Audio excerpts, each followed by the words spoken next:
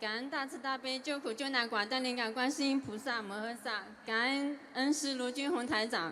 今天第一次来法会就抽到了看图腾，我想看我妈妈，1954年属马，张志娟。不要报名字的。好的，太激动了，第一次。过世的人报名字，活人只要报生肖就可以了。好的，还有谢谢。几年的1954年属马。想问什么？想让恩师帮我妈妈看看，她念经3个月以来咳嗽了3次，然后昨天过来的时候人还很不舒服，但是今天到会场人就精神好很多了。然后她还有几十年的耳鸣。我妈妈今天在会场。你妈妈是这样的，你妈妈呢，小时候年轻的时候啊，就是说身上有一个打胎的孩子。对对对，她之前。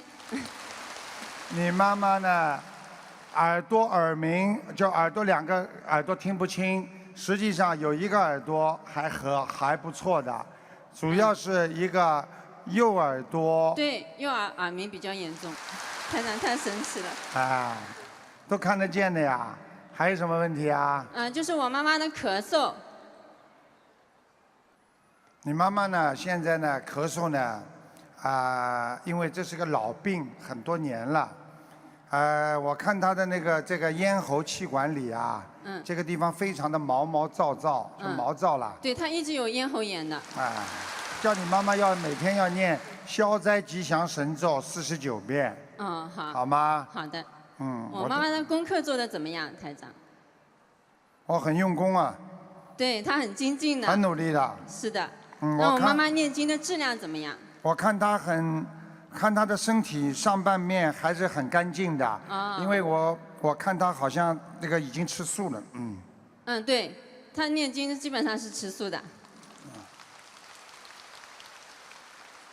而且我告诉你，你妈妈过去学过其他法门的。对，她皈依过的。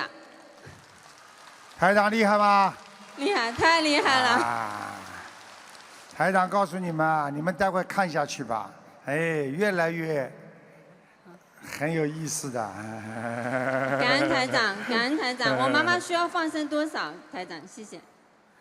放生再叫她放生，最好放生，哇，蛮多的，12000条，慢慢放。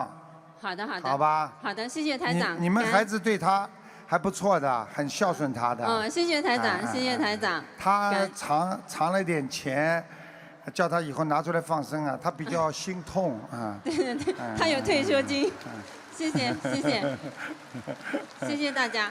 你叫你妈妈还要当心啊，她记性不好，吃点卵磷脂也好，还有头发有点掉，明白了吗？